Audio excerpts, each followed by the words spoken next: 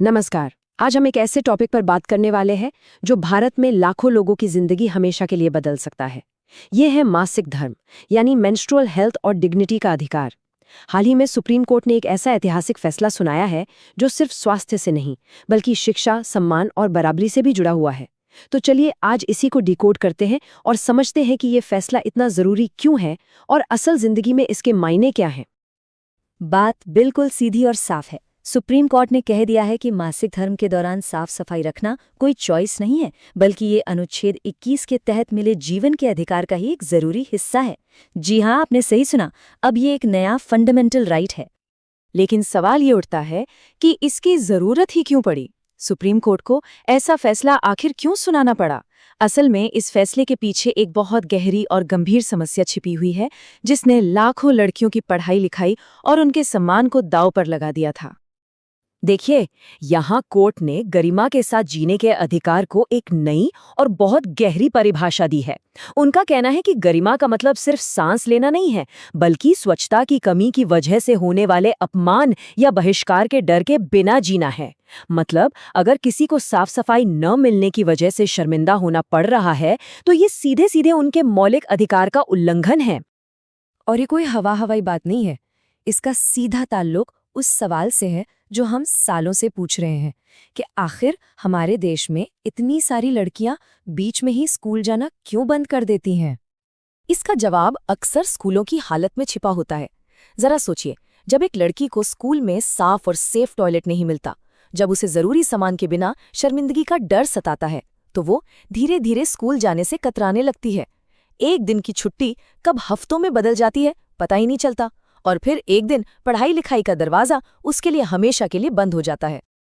और यहीं पे कोर्ट की सोच में एक बहुत बड़ा और शानदार बदलाव दिखता है। पहले जब हम कहते थे बैरियर फ्री एक्सेस, यानी बिना रुकावट के पहुंच, तो हमारा ध्यान सिर्फ रैंप जैसी फिजिकल चीजों पर होता था। लेकिन अब सुप्रीम कोर्ट कह रहा है कि सैनिटरी नैपकिन का न मिलना भी उतनी ही बड़ी रुकावट है जो एक लड़की को क्लासरूम में आने से रोकती है। तो कोर्ट ने सिर्फ प्रॉब्लम बताकर बात खत्म नहीं की, बल्कि इसका एक बहुत ही ठोस सल्यूशन भी दिया है। चलिए देखते हैं कि स्कूलों के लिए क्या साफ साफ निर्देश दिए गए हैं। कोर्ट ने बिल्कुल साफ साफ 3 बातें कही हैं जो हर स्कूल को माननी पड़ेंगी, चाहे वो सरकारी हो, प्राइवेट हो, शहर का हो या गांव का। पहला, लड़कियों के लिए अलग और चालू हालत में टॉयलेट जिसमें पानी और साबुन हो। दूसरा, मुफ्त और अच्छी क्वालिटी के सैनिटरी नैपकिन। और तीसरा, इस्तेमाल किए गए नैपकिन के सेफ डिस्पोजल का पूरा इंतजाम। अच्छा, तो ये MHM कॉर्नर क्या चीज़ है? ये ना एक बहुत ही प्रैक्टिकल आइडिया है। सोचिए, स्कूल में एक ऐसी सेफ जगह जहां ज़रूरत पड़ने पर एक्स्ट्रा यूनिफॉर्म, इनरवियर और डिस्पोजल बैग्स जैसी ज़रूरी चीज़ें रखी हों। इसका मकसद साफ है, किसी भी लड़की को किसी भी तरह की इमरजेंसी में परेशान या शर्मिंदा न होना पड़े। लेकिन देखिए, ये लड़ाई सिर्फ स्कूलों की चारदीवारी के अंदर की नहीं है। इस फैसले का असली मकसद तो पूरे समाज की सोच को बदलना है। आइए देखते हैं कि ये कानूनी आदेश कैसे एक सामाजिक बदलाव की शुरुआत कर सकता है। हमारे समाज में पीरियड्स को लेकर जो पवित्रता अपवित्रता की बातें होती हैं, उनकी जड़ें कहीं और हैं। पता है, पुराने जमाने में ये नियम महिलाओं को भारी मेहनत वाले कामों से जरूरी आराम देने के लिए बनाया गया था। लेकिन वक्त के साथ आराम देने वाली ये परंपरा शर्म और भेदभाव का कारण बन गई। एक अच्छी सोच को बिल्कुल गलत तरीके से पेश किया जाने लगा। और इस शर्म और चुप्पी को तोड़ने का सबसे ताकतवर हथियार क्या है? जाहिर है, शिक्षा। इसीलिए कोर्ट ने NCERT और सभी स्टेट बोर्ड्स को निर्देश दिया है कि वो अपने सिलेबस में मासिक धर्म, प्यूबर्टी और PCOD जैसी हेल्थ प्रॉब्लम्स को शामिल करें। लक्ष्य बिल्कुल साफ है, बच्चों तक गलत धारणाओं की जगह सही और साइंटिफिक जानकारी पहुंचे। और ये बदलाव सिर्फ किताबों तक ही नहीं रहेगा। कोर्ट ने कहा है कि टीवी, रेडियो, सोशल मीडिया, हर जगह इस पर बात होनी चाहिए। बड़े पैमाने पर जागरूकता अभियान चलाने का आदेश दिया गया है। मकसद ये है कि इस टॉपिक पर खुलकर बात हो, ताकि ये एक सामान्य, नेचुरल चर्चा का हिस्सा बने, न कि कोई ऐसी बात जिसे दबी जुबान में कहा जाए। ठीक है, नियम तो बहुत अच्छे हैं, पर असली सवाल तो ये है कि इन्हें लागू कौन करवाएगा।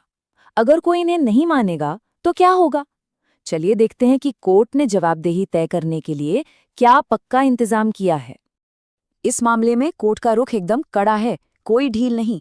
अगर कोई प्राइवेट स्कूल इन नियमों को नहीं मानता तो उसकी मान्यता तक रद्द हो सकती है, और अगर सरकारी स्कूलों में गड़बड़ी हुई तो सीधा स्टेट गवर्नमेंट को जवाब देना होगा। मतलब बहानेबाजी की कोई गुंजाइश नहीं है। और इस पर नज़र रखने के लिए भी एक पूरा सिस्टम बनाया गया है।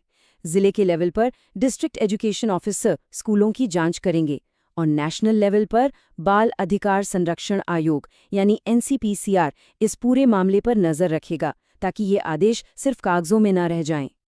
और सबसे कमाल की बात ये है, कोर्ट ने इसे एक बार का आदेश बनाकर नहीं छोड़ा है।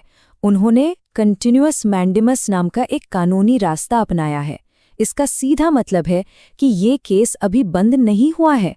कोर्ट खुद इस मामले पर तब तक नजर रखेगी जब तक जमीनी स्तर पर हर एक निर्देश पूरी तरह से लागू नहीं हो जाता।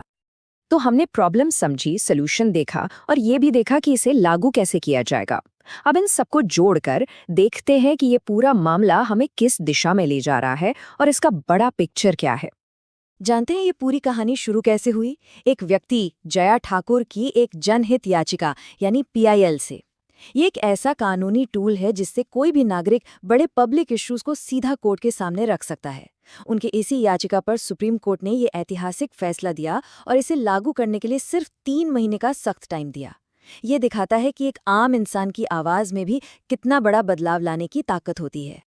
तो आखिर में ये फैसला सिर्फ टॉयलेट और नैपकिन का नहीं है, ये गरिमा, शिक्षा और समानता की परिभाषा को बदल रहा है।